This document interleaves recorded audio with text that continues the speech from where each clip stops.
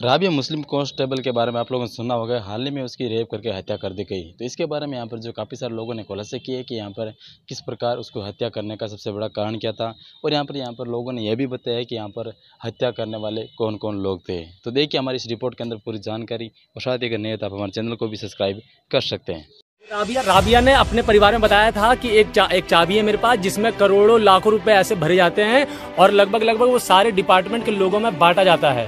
High level corruption में हमेशा ये देखा जाता है आला अधिकारी टाइम लेते हैं अपने सारे एविडेंसेस को जो उनके अगेंस्ट हो उसको डिस्ट्रॉय करने में।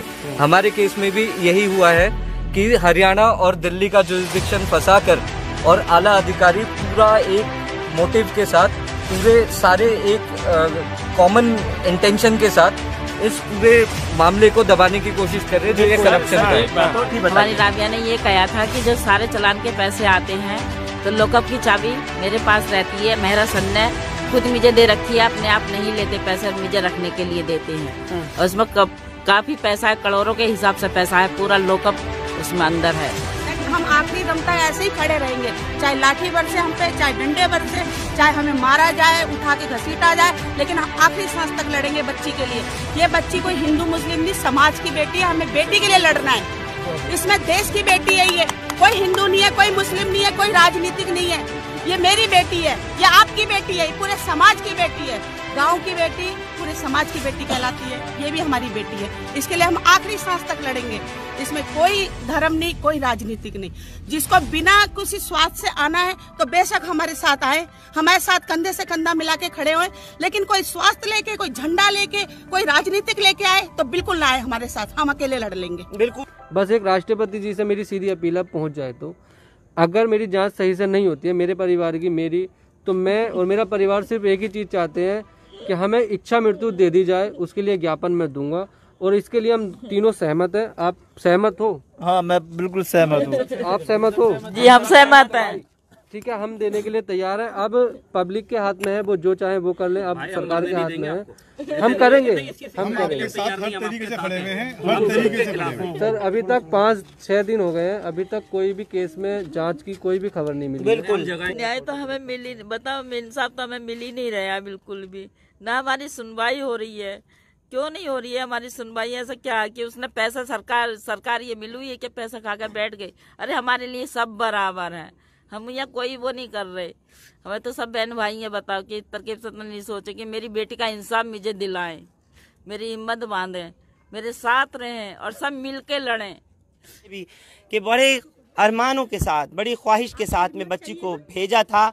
और वही भारत की बेटी, जिस भारत में बेटी बचाओ बेटी पढ़ाओ के बड़े बड़े नारे दिए जाते हैं, बड़े बड़े कसीदे पढ़े जाते हैं, उसी भारत की बेटी के लिए आज माँ बाप अगर इस तरह से खड़े रहेंगे और नेताओं का तांता ऐसे ही लगा रहेगा, इंसाफ नहीं मिलेगा। सिर्फ सरहदों की जंग चलती रहेगी। फरीदाबाद पुलिस कहेगी कि ये मामला हम अपने तरीके से जांच कर रहे हैं। इन्वेस्टिगेशन ऑफिसर जो वहाँ का आईओ है, मुझे सूत्र बता रहे हैं कि इन लोगों को डांट देता है। कभी बात करते हैं तो पुलिस ठीक से जवाब नहीं देती। दिल्ली पुलिस से बात की जाती है तो वो कहते हैं कि हमारे दायरे में ही नहीं है, ये हमारे जुरिसडिक्शन में ही नहीं आता।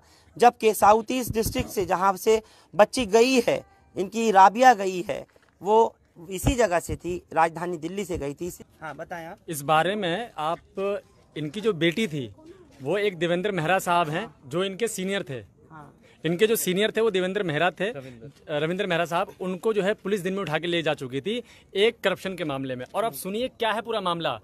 इनकी बेटी उनकी असिस्टेंट मेहरा साहब की उनको असिस्ट करती थी और उस बेटी के पास एक चाबी हुआ करती थी जो एक लॉकर की थी, जो परिवार ने खुद बताया है कि उसमें पैसे हुआ करते थे। और मामला यहाँ तक समझ में आया है खुल के कि बातों बातों में यही पता चला है कि बेटी ने ये भी जाहिर किया था कई बार कि एक कुछ जो चालान जो मास्क वगैरह के कटते हैं वो डुप्लीकेट छापे गए थे। जो एक पूरा तो ये राबिया जानती थी। ये राबिया ने अपने परिवार में बताया था कि एक चाबी है मेरे पास जिसमें करोड़ों लाखों रुपए ऐसे भरे जाते हैं और लगभग वो सारे डिपार्टमेंट के लोगों में बांटा जाता है। जो लड़के जो डीसीडी में काम करते हैं, जो उस चालान को पकड़ के चालान काटते हैं, जो डुप्लीकेट चालान जो अधिकारियों की तरफ से छापे गए हैं, तो पुलिस से ये भी कहना है कि एक बार भी आप अभी तक आप सिर्फ उस लड़के के लिए बैठे हैं यहाँ पर कि लड़का 3 तारीख को हमको मिलेगा, तो हम उससे पूछेंगे क्या उस ज्योति नाम की लड़की को आपने एक बार भी फोन किया, उससे पता करने की कोशिश की कि वो कहाँ है? क्या आप एक बार भी अधिकारियों के पास गए? क्या उसके सीनियरों से आपने मुलाकात करी? क्या आपने किसी ऐसे व्यक्ति को पकड़ा कि भाई वो पर्चे थे, जो चालान थे, वो चालान किस प्रकार के हैं, आप उनको पता कीजिए। जो चालान काटे जा रहे हैं, उनके दफ्तर में एक लॉकर बताया जा रहा है, वो सरकारी पैसा कहाँ रखा जा रहा है, इस बारे में जानकारी निकाली जाए, कॉल डिटेल्स निकाली जाए। हाई ऐसा लेवल कुछ भी नहीं हो। करप्शन में सर इसको आप समझ लीजिए।